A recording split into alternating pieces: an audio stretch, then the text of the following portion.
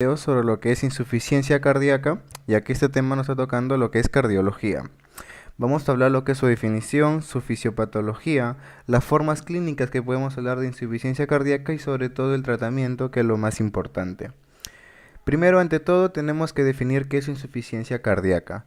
Son aquellos estados en los que el corazón no es capaz de bombear toda la sangre que el organismo necesita en un momento dado, o que a expensas de presiones ventriculares elevadas. ¿Qué queremos decir a expensas de presiones ventriculares elevadas?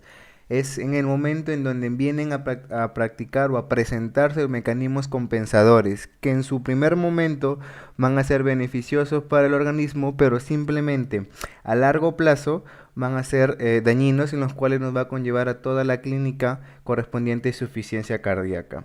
Acá hay un factor muy importante, que es el factor de eyección del ventrículo izquierdo, que en condiciones normales tiene que ser mayor del 55%, y cuando hay una falla cardíaca podemos clasificarlo en tres clasificaciones: en una leve, en una moderada y en una severa. Leve cuando la fracción de eyección es del 41 a 51%, moderada del 31 a 41% y severa menor del 30%.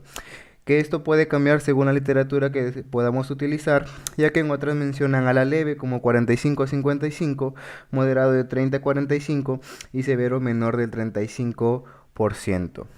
¿Cómo se halla la fórmula de lo que es volumen sistólico sobre volumen telediastólico por 100? En lo que es en la fracción de eyección del ventrículo izquierdo, se va a encontrar una característica importante, se va a encontrar disminuida en lo que es en una insuficiencia cardíaca sistólica. Y no olvidar que se va a encontrar normal en lo que es en una falla cardíaca de origen diastólico. En la clínica tenemos que agregar ciertas cosas muy puntuales, lo que son síntomas, signos y evidencias objetivas de una alteración cardíaca. En lo que son síntomas, nos podemos referir a disnea, fatiga y edema de miembros inferiores. A signos, taquignia, taquicardia, sibilancias, roncantes, derrame pleural, elevación de la presión yugular y hepatomegalia. Recordar lo que son sibilantes viene a ser considerado posteriormente al cuadro de lo que es ortopnea o una disnea paroxística nocturna, que se le llama o se le puede la connotación de la famosa es asma de origen cardíaco o asma cardíaca. Y en lo que son evidencias objetivas de alteración cardíaca, pues tenemos lo que es cardiomegalia, que se puede observar mediante una radiografía aumentando el índice cardiotorácico. Tenemos el tercer ruido, soplos y alteraciones en el electrocardiograma como un ensanchamiento del segmento QRS. Según la clasificación, podemos darle en 4 estadios a la insuficiencia cardíaca. El estadio A, que es característico de pacientes que no tienen o carecen de anomalía tanto estructural como funcional. Tampoco presentan signos y síntomas, sin embargo, ya tienen una alta predisposición a desarrollar una insuficiencia cardíaca. Acá tenemos los pacientes con hipertensión arterial, pacientes con diabetes mellitus, pacientes con alcoholismo. En estadio B son aquellos pacientes en donde sí hay una desarrollada falla estructural y funcional, pero sin embargo siguen siendo asintomáticos. En estos pacientes, un claro ejemplo, tenemos pacientes con hipertrofia del ventrículo izquierdo o dilatación del ventrículo izquierdo. Y en el estadio C es cuando ya hay una alteración funcional y estructural y el paciente ya presenta síntomas. Esta es la insuficiencia cardíaca en sí demostrada, o mejor dicho, que se demuestra clínicamente. Y en la D es aquella en donde toda patología cardíaca que ya está avanzada, que ya hay alteración estructural, funcional, signos y síntomas. Pero ¿qué lo diferencia del estadio C? Es que simplemente el paciente presenta sintomatología con disnea en reposo, aún con tratamiento médico. Y que en estos casos son pacientes característicos con hospitalizaciones muy seguido, y en los cuales se le recomienda en algunos casos lo que es trasplante de corazón. Para hablar de insuficiencia cardíaca tenemos que recordar ciertas cosas muy puntuales. Tenemos que recordar lo que es precarga y básicamente lo que es poscarga. Precarga es el grado de tensión del músculo cuando empieza a contraerse. En pocas palabras es el llenado ventricular. Y la poscarga es la carga contra la que el músculo ejerce su fuerza contráctil, es resistencia a la inyección. ¿Y por qué es importante esto? Porque aquí van a actuar diferentes fármacos que van a mejorar lo que es la precarga y tanto lo que es la poscarga. En lo que es la fisiopatología, tenemos mecanismos compensadores como lo son los mecanismos de Frank Starling, la actividad simpática, la actividad del sistema renina-angiotensina-aldosterona, la arginina vasopresina y lo que es el péptido natriurético atrial. ¿El péptido natriurético atrial tiene gran importancia clínica? Sí, porque es un marcador de mal pronóstico. Cuando el paciente tiene una elevación de este péptido natriurético atrial, es un indicio de muy mal pronóstico.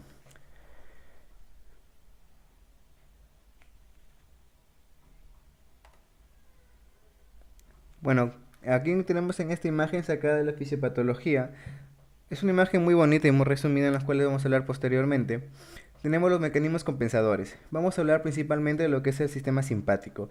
¿Por qué el sistema simpático es importante? ¿Por qué? Porque va a aumentar dos propiedades físicas del corazón, lo que es tanto el cronotropismo como el inotropismo. Cuando hablamos del cronotropismo va a aumentar la frecuencia cardíaca por estimulación de los receptores beta 1 y también va a aumentar lo que es la contractibilidad mejorando el inotropismo. Además, como sabemos, el sistema adrenérgico va a aumentar el tono vascular causando una vasoconstricción. Al aumentar la vasoconstricción va a aumentar lo que es obviamente la poscarga. Entonces, al aumentar la poscarga va a aumentar la resistencia vascular. Algo que debemos tener en cuenta para entender todo esto es que gasto cardíaco es igual a frecuencia cardíaca por volumen sistólico y presión arterial es igual a resistencia vascular periférica por gasto cardíaco. ¿Por qué digo es importante? Porque si una enfermedad disminuye la frecuencia cardíaca, va a disminuir el gasto cardíaco. Si alguna enfermedad aumenta la frecuencia cardíaca, va a tender por ende a aumentar el gasto cardíaco. Muy bien, continuando con el tema, los sistemas simpáticos, al aumentar las propiedades del ino y cronotropismo, va a aumentar lo que es a nivel de la poscarga. Posteriormente, cuando el volumen minuto cardíaco se encuentra disminuido, en lo que es a la altura de lo que es la mácula densa va a detectar una disminución de flujo sanguíneo. Por lo tanto, el riñón va a entender que falta flujo sanguíneo a nivel del cuerpo, por lo que va a activar por el aparato yuxtaglomerular conformado por lo que es la arteriola aferente, eferente y la mácula densa, la secreción de renina. Esta secreción de renina va a activar la formación del sistema renina-angiotensina-aldosterona. ¿Y por qué es importante? Porque este sistema renina-angiotensina-aldosterona va a tener una gran importancia. ¿Debido a por qué? Va a secretar aldosterona, que esta aldosterona va a aumentar la reabsorción de sodio. Por lo tanto, por una presión osmótica va a aumentar la volemia o volumen muscular. Y al aumentar el volumen muscular o la volemia, va a aumentar el gasto cardíaco, porque tiende a aumentar el retorno venoso.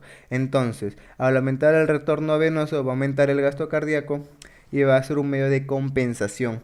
Aumentando acá viene a intervenir lo que es el mecanismo de Frank Starling, debido a que para que mayor distensibilidad va a haber una mayor contractibilidad, causando lo que fue una hipertrofia miocárdica, que en su principio va a ser un mecanismo compensador, pero posteriormente, cuando un paciente cardiópata ya falla el mecanismo de Frank Starling, ya es un paciente muy descompensado. Continuando con el sistema renina-angiotensina-aldosterona, sabiendo que ya secreta lo que es aldosterona, también va a secretar lo que es angiotensina. Esta angiotensina va a causar una vasoconstricción en los vasos, posteriormente aumentando igualmente la resistencia vascular, y al aumentar la resistencia vascular está aumentando a nivel de lo que es la poscarga. Aquí tenemos una imagen de lo que es el sistema renina-angiotensina-aldosterona. Es producido por el riñón mediante va a secretar renina. Esta renina se va a juntar con el angiotensinógeno producido en el hígado, se va a convertir en angiotensina 1. Cuando pasa a los pulmones por la enzima convertidora de angiotensina se convierte en angiotensina 2, que tiene 4 receptores: AT1, AT2, AT3 y AT4. El AT1 se encuentra relacionado con retención de sodio, AT2 con vasodilatación.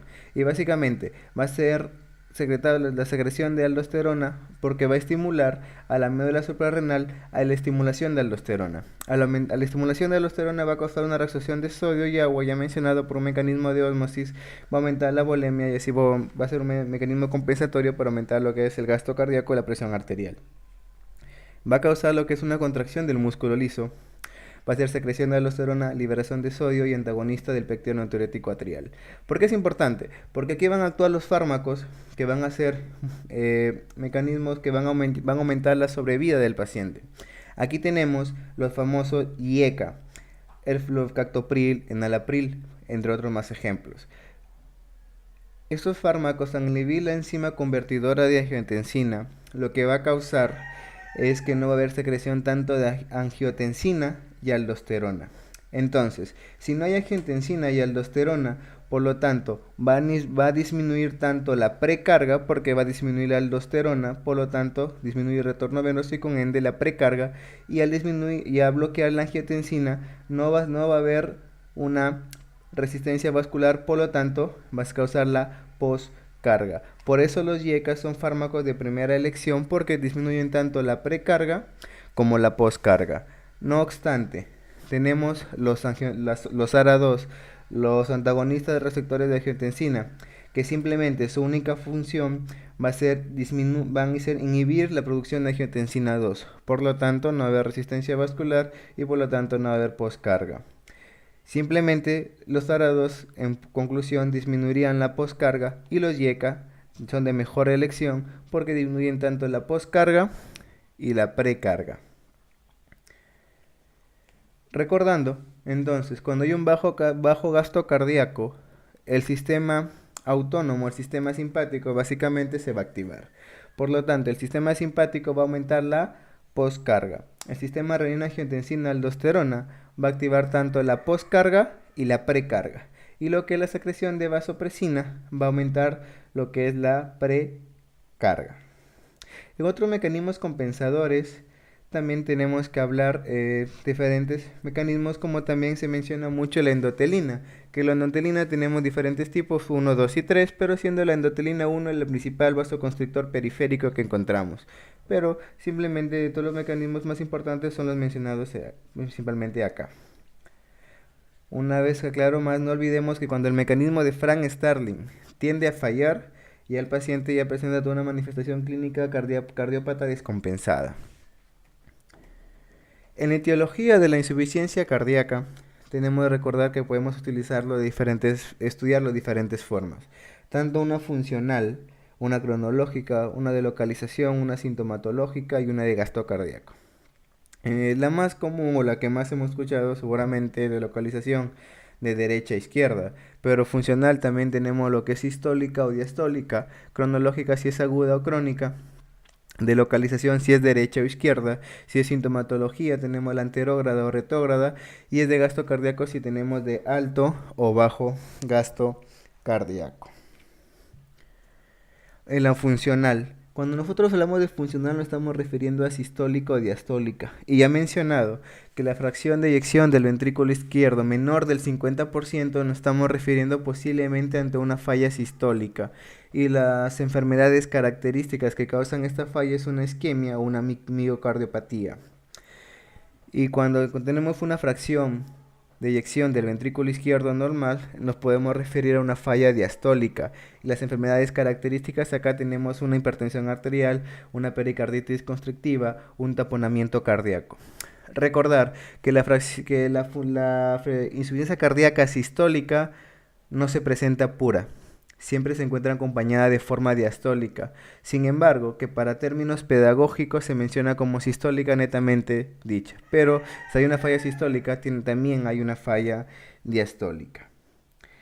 Para poder diferenciar o diagnosticar una insuficiencia cardíaca diastólica, simplemente acá se produce un aumento de las presiones de las cámaras cardíacas con conservación de la función sistólica. En los grupos de mayor edad puede llegar a presentar un porcentaje muy importante. Simplemente para poder diagnosticar una falla cardíaca diastólica, tenemos que descartar una sistólica, primeramente. Lo digo porque este es un criterio obligado para hablar de una insuficiencia cardíaca diastólica, por lo que se necesita realizar alguna prueba de imagen que confirme una normofunción sistólica para poder llegar a hablar si existe una insuficiencia cardíaca diastólica. En la siguiente imagen podemos hablar de lo que es una insuficiencia cardíaca con fracción de eyección deprimida, o bien dicho sistólica, o una insuficiencia cardíaca con fracción de eyección conservado, o bien dicho diastólica. La prevalencia siempre es en la sistólica o deprimida es de mayor predominio. Por mencionado, una fracción de eyección menor del 50%, hay una dilatación del ventrículo izquierdo, una escasa hipertrofia del ventrículo izquierdo, y los tratamientos tienden a ser los siguientes. Principalmente en una insuficiencia cardíaca sistólica, los tratamientos de los tres fármacos importantes son IECA, beta-bloqueantes y lo que son diuréticos. Diuréticos nos estamos refiriendo netamente a lo que son ahorradores de potasio, como la espironolactona y la esplerenona. La única diferencia en estas dos, ambos son ahorradores de potasio, simplemente que la espironolactona a largo plazo produce lo que es una ginecomastia dolorosa y la esplerenona es un poco mucho más costosa. En aquellos pacientes de primera línea que son los IECA, los beta bloqueantes y los espironolactona, en caso de que tiendan a ser alérgicos a los dos primeros, se puede utilizar con algunos nitratos con hidralacina. Y algo que nunca debemos olvidarnos es que en una falla sistólica no se utilizan antagonistas de calcio. No se utiliza verapamilo ni dialtacén ni antirrítmicos, salvo la miodarona como única opción. No podemos utilizar antagonistas de calcio, ya que no hidropirínicos, porque estos van a bloquear el canal dihidropirínico, por lo tanto va a disminuir la contracción muscular, y por lo tanto, si disminuye la contracción muscular no queremos, porque el fallo cardíaco ya está, la fracción de eyección ya está disminuida. Por lo tanto, la utilización de antagonistas de calcio simplemente se da en aquellos pacientes que tienen una falla cardíaca de origen diastólica conservada, que acá los fármacos de primera elección tenemos beta bloqueantes, antagonistas de calcio y sobre todo tener mucho cuidado con utilizar nitratos e hidralacina en la falla diastólica. Características de la insuficiencia cardíaca sistólica: tenemos una cardiopatía isquémica, una miocarditis, y de la diastólica, bueno, tenemos hipertensión y diabetes y enfermedad pericárdica. Una vez más, no nos olvidemos que en la sistólica, IECA, beta bloqueantes y espironolactona. No utilizar antagonistas de calcio y en algún caso salvo la miodarona o algún antiarrítmico. Y utilizar en caso del que el paciente no tenga tolerancia a los IECA y beta bloqueantes, nitratos y lo que son hidralacina. En una insuficiencia cardíaca diastólica, beta bloqueantes y antagonistas de calcio no hidropiridínicos. Evitar usar nitratos y vasodilatadores. Recordar que en la sistólica también podemos utilizar lo que son unos glucósidos que posteriormente vamos a ver posteriormente. En la clasificación cronológica tenemos la aguda y la crónica. La aguda, la enfermedad característica que se está estudiando es el infarto agudo de miocardio, que tanto va a producir un aumento de la precarga, poscarga y disminución de la función de la masa del miocardio. No obstante, la aguda también se puede dar por reagudizaciones de una paciente con una cardiopatía crónica ya establecida, y en un proceso infeccioso en algunos casos puede causar una insuficiencia cardíaca aguda. Recordemos que las tres situaciones en donde un paciente pueda presentar una falla, tanto sea endocrina, tanto sea respiratoria, tanto sea renal, tanto sea hepática, tanto sea cardíaca, son por tres situaciones: por una infección, por un mal estilo de vida o mal estilo de hábitos y por abandonamiento de fármacos.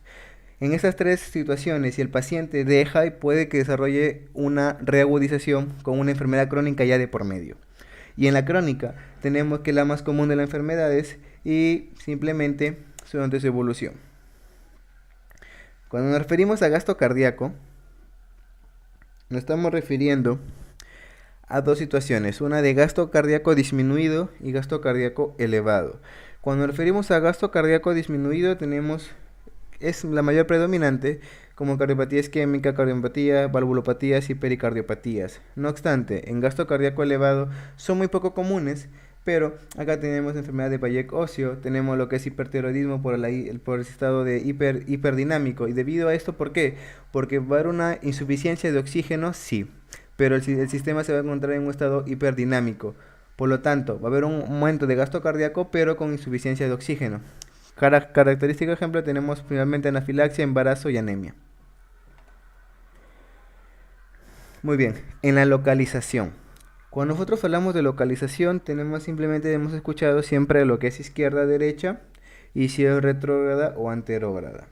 Cuando nos referimos a una retrógrada, siempre por el principio de Bernoulli, cuando nosotros nos referimos a una retrógrada es cuando el corazón... En esta imagen podemos hablar de lo que es la insuficiencia cardíaca izquierda y derecha. Cuando nosotros nos referimos a insuficiencia cardíaca izquierda, nos estamos refiriendo a la cámara izquierda del corazón y nos referimos a estado retrógrado. Por el principio de Bernoulli, ya mencionado anteriormente, va a aumentar la presión en el ventrículo izquierdo. Por lo tanto, al aumentar la presión en el ventrículo izquierdo, va a aumentar la presión en la aurícula izquierda. Al aumentar la presión en la aurícula izquierda, se va a dirigir a las venas pulmonares. Una vez que aumenta la presión en las venas pulmonares, va a aumentar la presión capilar. Entonces, recordemos que el gradiente transpulmonar es igual a presión capilar pulmonar menos presión arterial media. Entonces, van a haber tres mecanismos que van a evitar lo que es un posible edema agudo de pulmón, que son lo que es la hipertensión precapilar, el engrosamiento de la barrera alveolo-intersticial y el aumento del drenaje intersticial por vía linfática. ¿Por qué digo esto? Nos colocamos que la presión ya está en las venas pulmonares, ya llega al corazón. Entonces, ¿qué es lo que va a causar en la sintomatología? Va a haber una congestión pulmonar, lo que va a causar es disnea, siempre en forma de abajo hacia arriba, disnea, ortopnea, sibilantes y roncantes. Aquí donde se va a formar la famosa asma de origen cardíaco o asma cardíaca, va a causar lo que es diaforesis y lo que es el famoso edema agudo de pulmón. Entonces, resumiendo, una falla cardíaca izquierda de origen retrógrado, lo que va a causar llanamente es una falla tanto pulmonar. Y cuando nos referimos a una falla cardíaca de origen derecho, que puede ser por aumento de la hipertensión pulmonar, que recordando se considera hipertensión pulmonar cuando la presión arterial media se encuentra por encima de los 25 milímetros de mercurio. Entonces ya aumenta la presión pulmonar, va a aumentar la presión en el tronco pulmonar, ubicándose en el ventrículo derecho. Y sigue el mismo mecanismo. Aumenta el ventrículo derecho la presión, aumenta la orejuela o la aurícula derecha y aumenta las presiones en los grandes vasos venosos. Entonces, siendo de abajo hacia arriba, el paciente va a presentar lo que es la famosa ingurgitación yugular, el derrame pleural. En algunos casos no se considera, pero se relaciona principalmente hepatomegalia. Va a presentar un dolor muy fuerte en hipocondrio derecho, ascitis y lo que es edema de miembros inferiores y lo que es tercer ruido también se considera. Por lo tanto, una insuficiencia cardíaca izquierda retrógrada afecta lo que es pulmón. Y una insuficiencia derecha es más, las manifestaciones clínicas son más sistémicas, mucho más sistémicas. Ahora, cuando hablamos de anterógrada, nos estamos refiriendo en el signo de izquierda, va a presentar lo que es signo de una hipoperfusión tisular, que va a presentar lo que es oliguria, astenia, debilidad, confusión, e incluso en algunos casos llegando al shock cardiogénico, que posteriormente vamos a verlo. Y el derecho se va a caracterizar principalmente por una hipotensión arterial, que son muy poco frecuentes, pero siempre se menciona debido a lo que es el famoso principio de Bernoulli.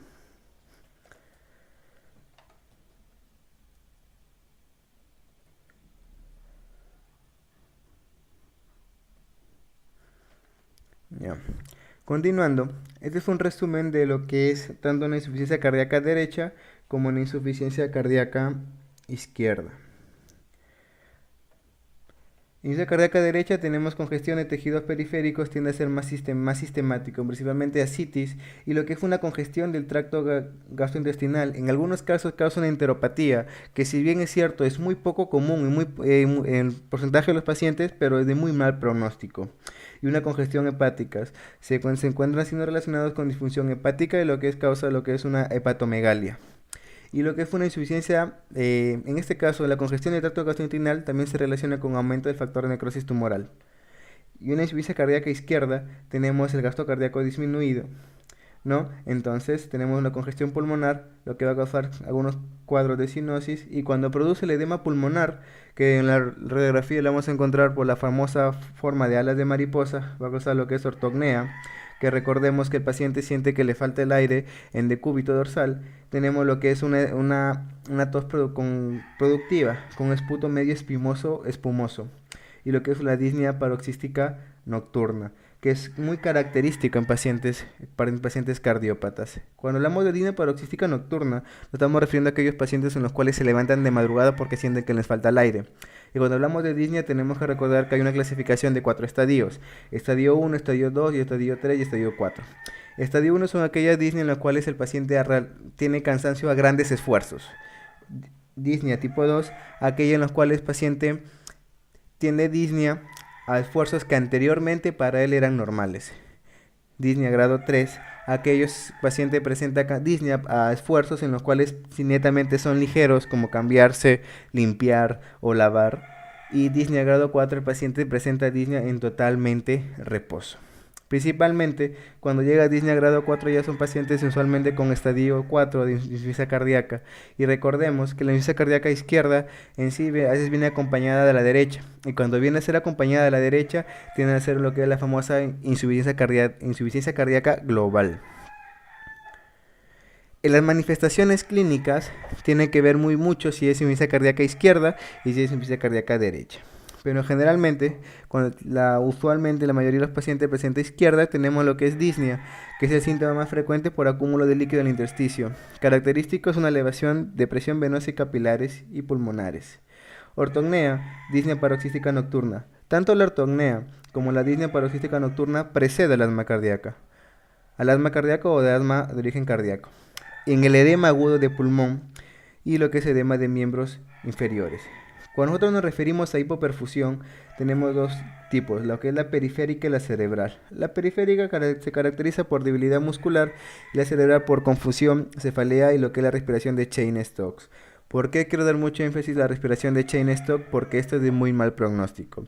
Que recordemos, en una insuficiencia cardíaca los dos últimos órganos en afectarse son los pulmones y el cerebro. Pero cuando el paciente presenta disnea de Cheyne-Stokes es de muy mal pronóstico.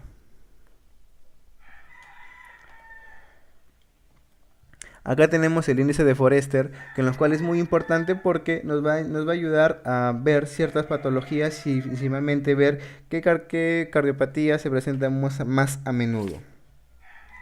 Para eso vamos a hablar lo que es una presión capilar pulmonar y un índice cardíaco. Índice cardíaco y presión capilar pulmonar. Vamos a hablar, el escenario siempre, lo normal es caliente y seco. ¿Qué van a referir con caliente y seco? Con seco nos estamos refiriendo a que no hay congestión. Y con caliente es que hay una perfusión normal. Es decir, si un paciente está húmedo es porque ahí se refiere a congestión. Y si está frío es porque hay una hipoperfusión. No nos debemos olvidar de eso porque va a ser muy importante a la hora de hacer todo el cuadro clínico de tratamiento. Tenemos, cuando un paciente presenta un índice cardíaco mayor de 2.2 se encuentra caliente y cuando es menor de 2.2 se encuentra frío. Y una presión capilar pulmonar cuando es mayor de 1.8 se encuentra con congestión o húmedo y cuando se encuentra menor de 1.8 se encuentra seco. Lo normal es estadio 1. Estadio 2, cuando ya en este grado ya presenta manifestación clínica el paciente, es muy común. El escenario 3 es muy poco común, el 5% de los casos, y el estadio 4 es frío y húmedo, es decir, hay hipoperfusión tisular y el paciente se encuentra con congestión. En este caso, cuando ya encuentran en el escenario 4, tenemos que tener mucho cuidado porque el paciente es muy probable que haya desarrollado un edema agudo de pulmón. Y cuando ha desarrollado el edema agudo de pulmón tenemos que tener algo muy característico en el tratamiento. Tenemos lo que se le conoce la famosa movida. M de morfina, O de oxígeno, B de vasodilatadores. Acá tenemos las nitroglicerinas principalmente. Tenemos también los I de inotrópicos, D de diuréticos y A de asentarse. Es decir, el paciente adopta una manifestación clínica sentado y con una dirección hacia la parte anterior, tratando de aumentar la expansión torácica. Entonces, cuando un paciente se encuentra en estadio 4, cuando se encuentra el patrón frío o húmedo, nunca olvidarse la palabra movida.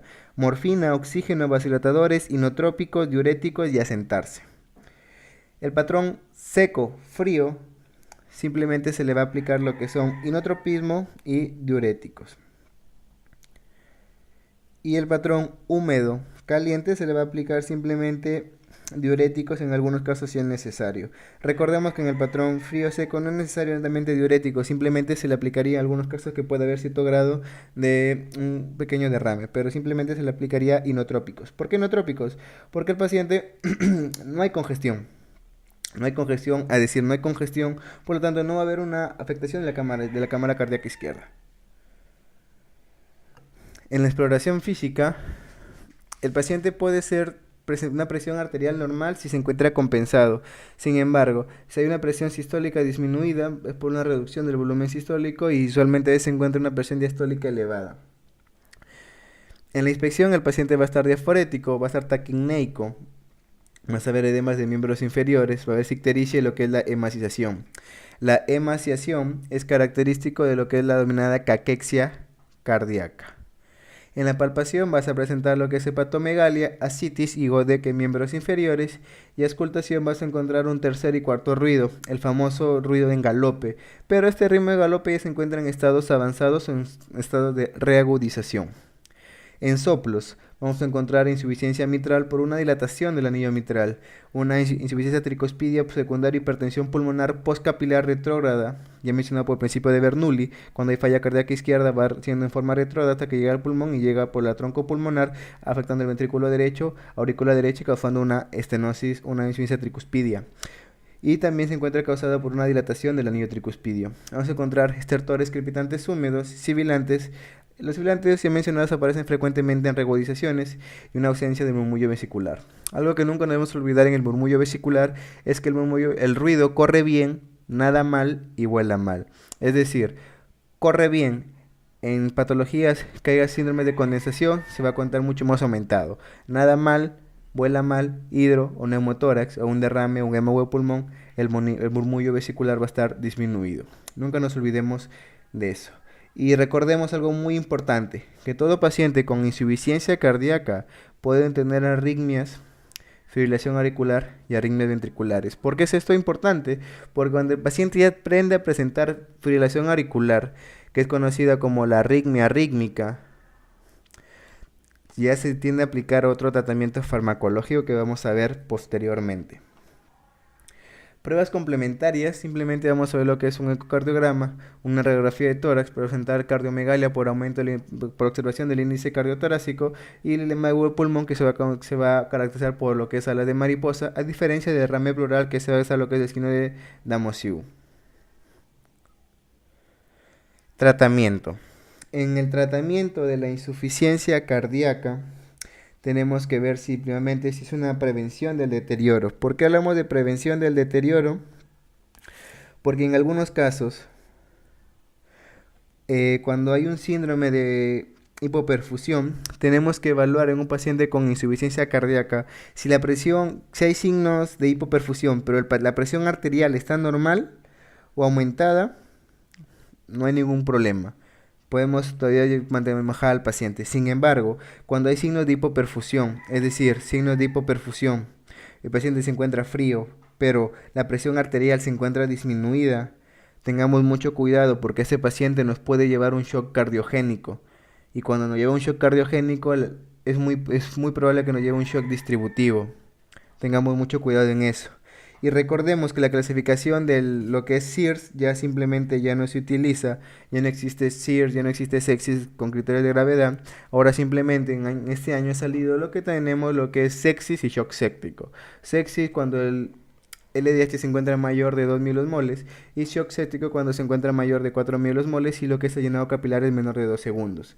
Y lo que es la aplicación de las 6 horas, se menciona ahora en la nueva guía que se tiene que aplicar en la primera hora. ¿Por qué? Porque debido a esto hubo un caso en Gran Bretaña en donde un niño, según la utilización SOFA y QSOFA, simplemente falleció. Entonces la familia decidió poner una denuncia contra el hospital ganó la denuncia, sin embargo, esta familia puso una denuncia con la Sociedad de Medicina Interna, entonces reevaluaron el caso y simplemente se llevó a la solución que la solución de QSOFA y SOFA ya no debería utilizarse. Simplemente lo que es ahora es sepsis y shock séptico. Muy bien, cuando nosotros hablamos de tratamiento de la insuficiencia cardíaca, tenemos que ver lo que es la prevención del deterioro. Aquí vamos a ver los famosos IECA, beta bloqueantes, y lo que es la ivabradina. ¿Por qué es importante la ivabradina? Porque esta ivabradina se ha relacionado porque disminuye lo que es una taquicardia sinusal y es muy importante. ya que esta actúa, celebradina se utiliza en los cuales en pacientes con estadio funcional 2 en adelante. Entonces, recordemos algo muy importante: insuficiencia cardíaca sistólica, beta bloqueantes, espironolactona y YECA. Si el paciente no responde o tiene ciertos inconvenientes o respuestas negativas a lo que es YECA y beta bloqueantes, se puede utilizar hidralacina con nitratos. Se puede utilizar también lo que es ARA2 y digoxina, y nunca administremos verapamil o diastincen o algún otro antiarrítmico que no sea amiodarona. Y cuando es una falla cardíaca diastólica, beta bloqueante y antagonista de calcio. No administrar digoxina, salvo en una fibrilación auricular, que ya vamos a ver posteriormente por qué, y hay que tener mucho cuidado con lo que son vasodilatadores y con los diuréticos. Cuando nosotros nos referimos a los YECA, ya mencionados, los fármacos que mayor aumentan la supervivencia de un paciente con falla cardíaca son los YECA, son los beta bloqueantes y son los ahorradores de potasio. En los YECA, como ya he mencionado, disminuye lo que es la precarga y la poscarga, aumenta la supervivencia y es muy útil en pacientes que presentan altos riesgos de sufrir alguna cardiopatía, como aquellos pacientes con diabetes mellitus o un infarto agudo de miocardio antiguo. Los beta bloqueantes. Cuando nosotros nos referimos a beta bloqueantes, tenemos que referirnos a cuatro beta bloqueadores que van a aumentar la supervivencia del paciente. No nos olvidemos, tenemos carvedilol, tenemos el metoprolol, tenemos el bisoprolol y el nebivolol.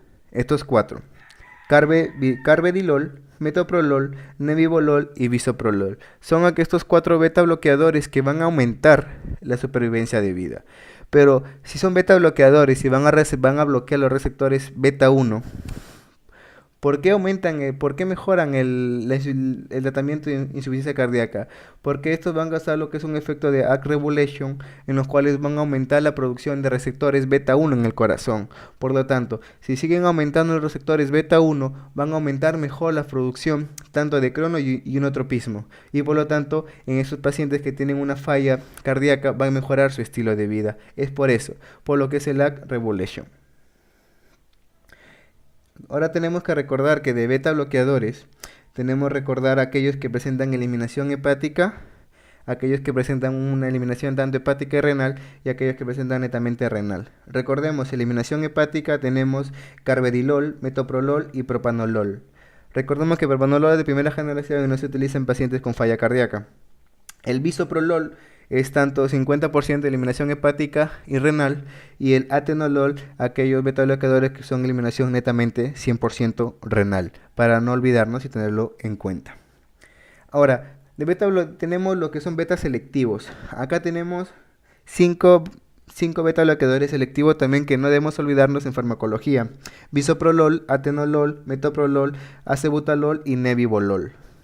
Bisoprolol, atenolol, metoprolol, acebutolol y lo que es nebivolol. Son aquellos beta selectivos.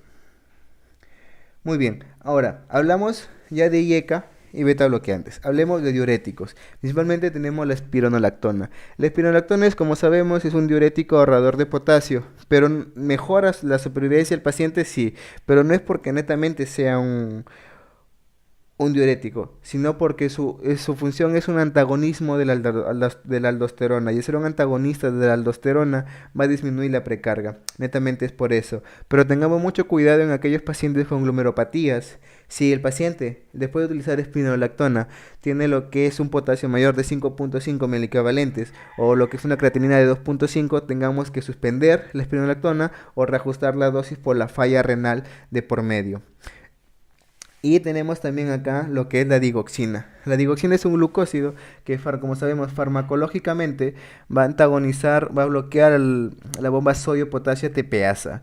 ¿Qué es lo que pasa cuando se bloquea la bomba sodio-ATPasa? Esta digoxina va a bloquear, entonces el sodio se va a mantener en el espacio intracelular.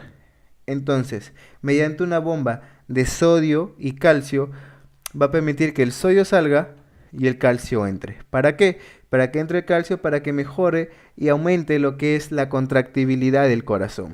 Una vez más, separamos una línea imaginaria, espacio extra, espacio intra. Aquí tenemos la bomba sodio-potasio ATPasa. Viene la digoxina, bloquea esta bomba sodio-potasio, el sodio intra se queda acá. Por lo tanto, acá tiene una bomba de sodio y calcio. El sodio sale, el calcio entra. Al entrar el calcio, como sabemos, por las diadas entra lo que es el túbulo T y el retículo sarcoplásmico del miocito y va a causar lo que es una contracción prolongada. Por eso la digoxina se utiliza en fallas cardíacas diastólicas también, simplemente cuando el paciente presenta una fibrilación auricular. Los diuréticos, no sobre los diuréticos en sí, como los diuréticos de asa, como la torazamida o toresamida o como la furosemida, no mejoran la supervivencia, pero sí ayudan a la sintomatología en aquellos pacientes que presenten un edema agudo de pulmón. Y recordemos que un paciente puede que no tenga edema de miembros inferiores, pero sí puede presentar el patrón húmedo y puede que presente congestión y debería aplicarse diuréticos. No porque un paciente no presente edema de miembros inferiores o presente una anasarca, no significa que no esté congestionado. Tengamos mucho cuidado en eso. Y como sabemos, la digoxina es un inotrópico positivo. También podemos utilizar dopamina y dobutamina, pero simplemente son en situaciones de regocijación, simplemente estos fármacos no responden. Y tengamos mucho cuidado con la ibopamina, que ya simplemente fue sacada del mercado, en los cuales estos pacientes se demostró que tenían mucho mal pronóstico en pacientes con insuficiencia cardíaca.